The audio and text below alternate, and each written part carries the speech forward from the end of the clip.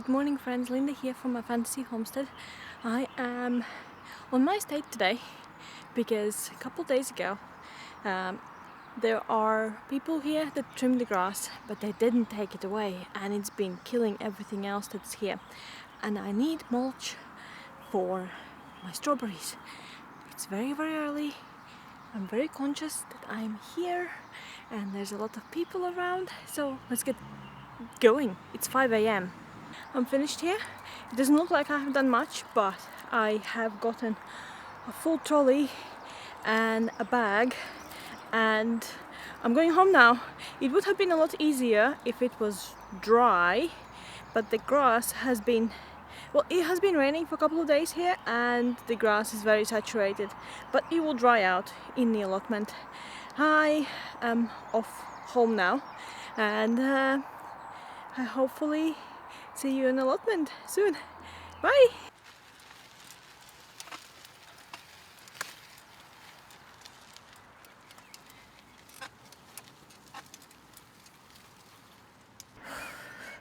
Ta-da! We are at my allotment. I put a lot of plants that I want to plant in the trolley as well, and I brought them over. And then I have some beans that I need to plant. There you go. And about a week ago I put in some plants already in my allotment, and the sad update is that they have pretty much died.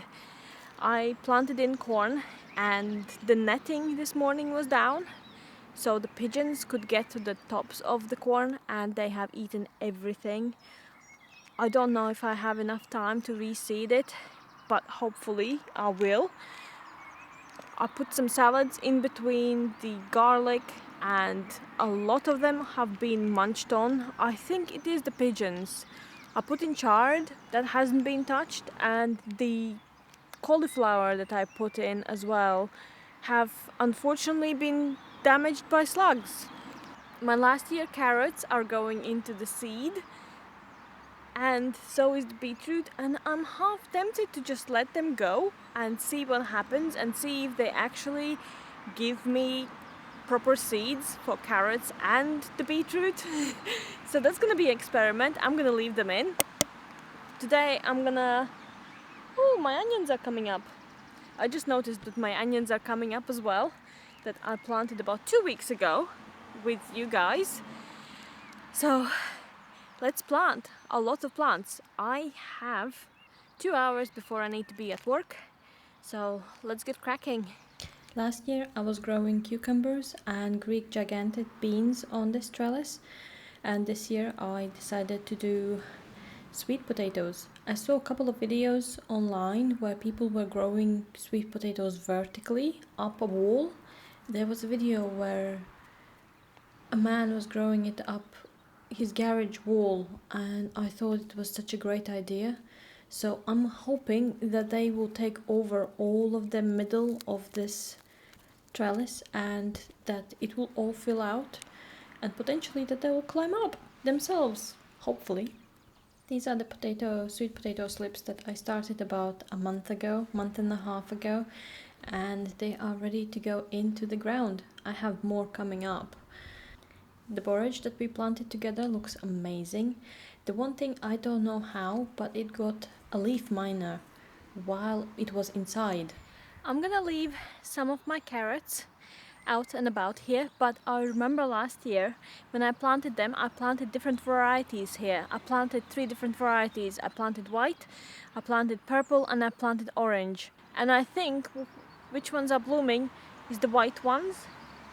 So I'm thinking, to be sure, I'm gonna cut it here and all of these will come out so that these can grow, and I know that they're all white.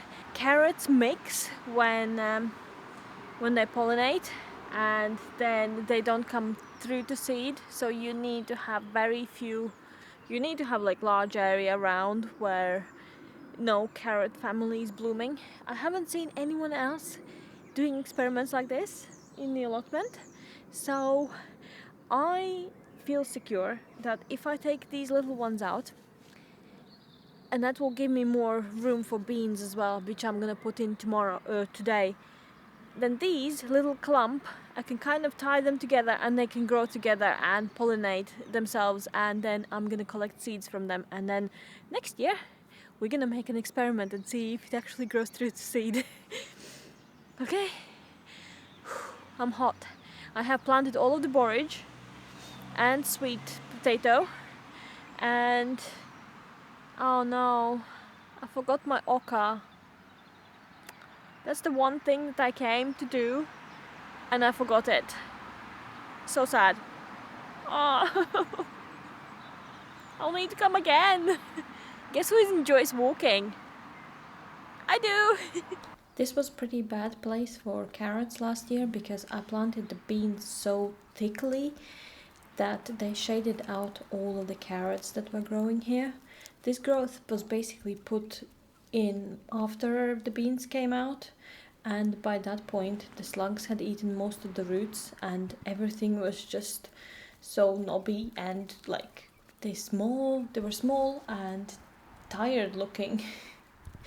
To protect against the carrot fly, I would have planted onions here, but I have planted them in the other beds.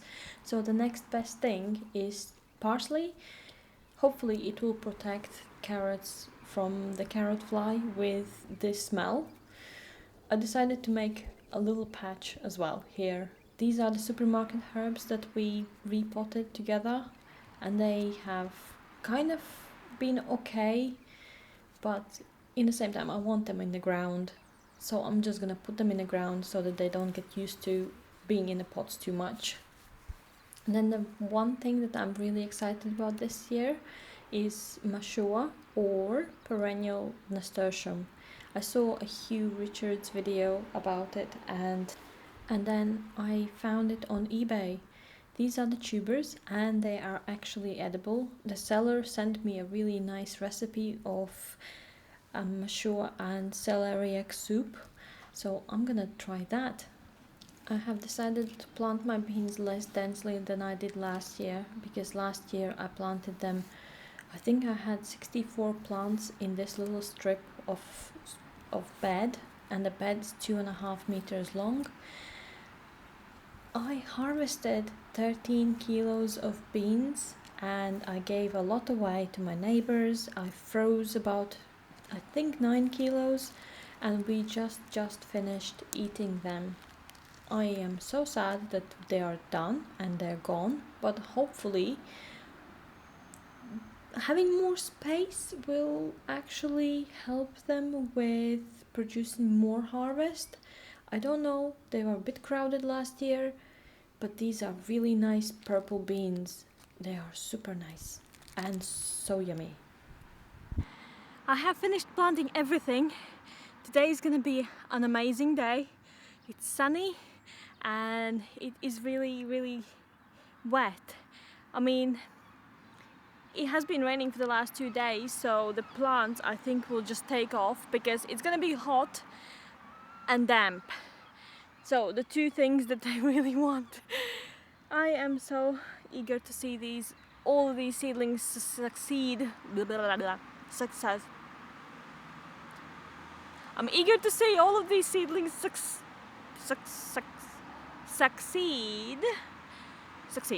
Succeed. That's the one. Yeah. And the last thing I need to do is just mulch all of the strawberries. And I'll just do that really fast. It's 8 o'clock in the morning. I have about half an hour to do this, and then to get home, grab a sandwich and go to work. Yeah. Here comes the time lapse. I'm growing strawberries on the sides of my beds because I have so little room in my allotment that I'm trying to use up all of the little spaces that I have. But what's happening is that the grass from the paths is encroaching in, so I'm mulching with grass as well and clippings. I know, it's very controversial.